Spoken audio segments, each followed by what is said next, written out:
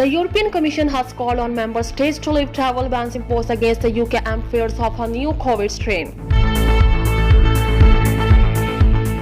Parliament dissolved Israel heading to another elections. The number of coronavirus cases across the world has crossed 78.2 million, while the pandemic has claimed more than 1.7 million lives so far. China has called for resumption of peace talks between Israel and Palestine on equal footing without any delay. Roadside bomb blast killed police officer in Afghanistan.